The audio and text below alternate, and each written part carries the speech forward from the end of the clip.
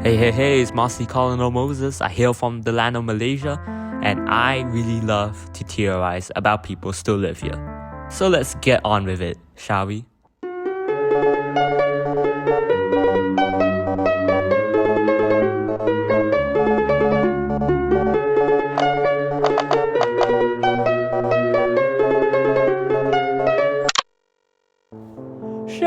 Sure, there's people still live here, the show, the 5 episodes we have.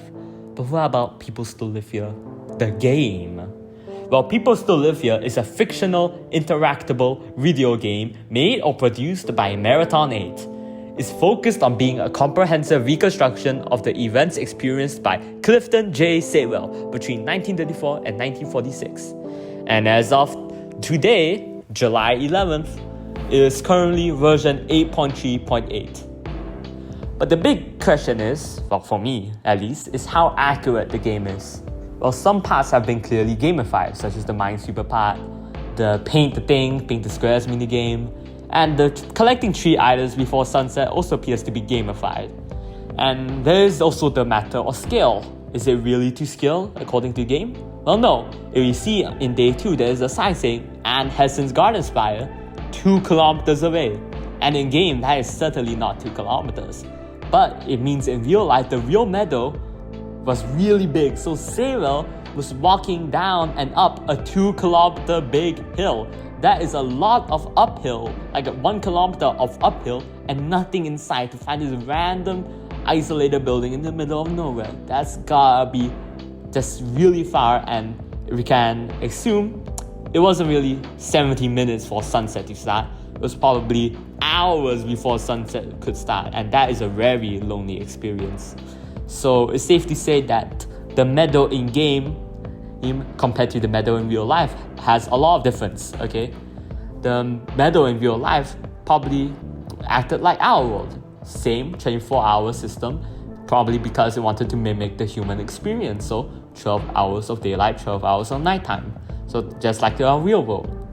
And the distances must have been really big, such as the distances in Graveyard and the distances in Sunshine. However, there is also a lot of accurate things about the game. Most convincingly is the crossbugs. Those crossbugs that we see in Graveyard is really accurate compared to the game. The game is really accurate in depicting the crossbugs. It's like 1-to-1 basically. They got the exact same model, in fact, and it's probably the exact same sound effect if we're talking about accuracy.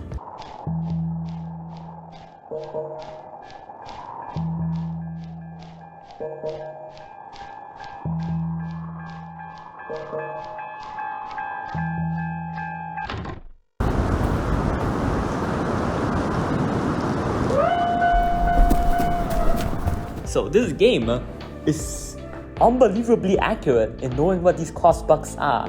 So how does the game manage to be so accurate to the Meadow? How does it know what the Meadow looks like exactly? Well, let's think about the developers. Who are the developers?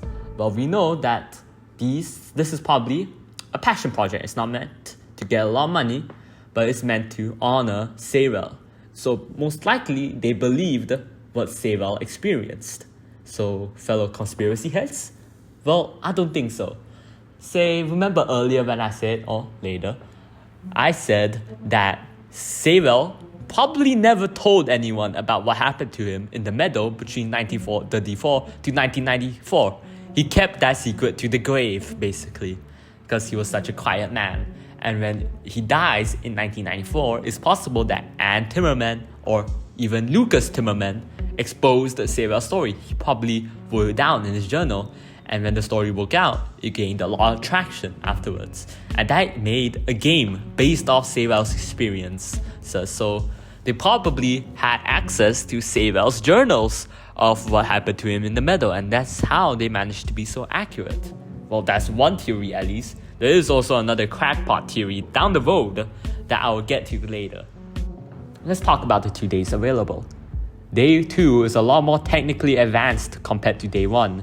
It has mini games, a more complex sunset sky system. Like, it actually turns orange then to black, unlike day 1, which is just the sky just cheaply darkens, And it's possible that each day was released separately, like Deltarune. Chapter 1 released, and then 4 years later, Chapter 2 released, and then 20 years later, Chapter 7 released. Let's talk about that. It's probably the same here. Day 1 released, then a few years later, Day 2 drops, then probably in 2034, Day 18 will drop or something. So it's possible that Day 1 was made a lot earlier than Day 2, and that they probably just went back and added some quality of life updates to Day 1, just to spice it up. And so the idea that the game is so important to the show. So, not the idea. Why is the game shown in People Still Live Here?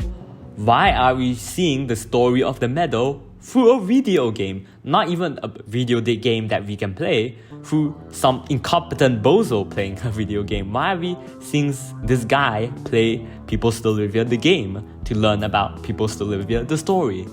So why? Well, there's one theory that I have, and that is, People Still Live Here, the game, you remember, is the final and only depiction of the Meadow. It's literally the only thing that suggests the Meadow existed. So it's possible that it is so important because it literally honors the memory of the Meadow. It remembers the Meadow, so the Meadow remembers us, the game remembers the Meadow. And the game and Meadow is linked in a way. Remember the crossbugs? How are the crossbugs so accurate to the game? There's no way the devs could have made the crossbugs that accurate, right? Well, what if they didn't? Okay, what if they just took a random thing like the crossbugs and inserted it into the game? But because that's what everybody knows it as now, because everybody thinks that it's a crossbug in the Meadow, so it suddenly becomes a crossbug. See, everybody's memory of the Meadow is changed by the developer making it a crossbug, and now suddenly it is a crossbug because everybody thinks it's a crossbug. It's a weird thing, but think about Graveyard and Sunshine. There's some speculation that, that Sunshine feels a lot more gamey than Graveyard. Graveyard feels like it's actually a real Meadow, but there's something about Sunshine that feels like a bit digital in a way. And is it possible that the game has influenced the Meadow so much that it's kind of digitalized it in a way? Is it possible? Well, maybe it is, maybe it isn't. We know that Kane hasn't made his big banger Day 3 video yet, or a super important video, so there's a lot to speculate upon. And there is a possibility that everything I've just said could be wrong, and then it turns out it was actually some comment that some guy with 2 likes on YouTube in this comment section made that is actually correct. So who knows, alright? But for now, this is the theories I will be discussing in this video. Thank you.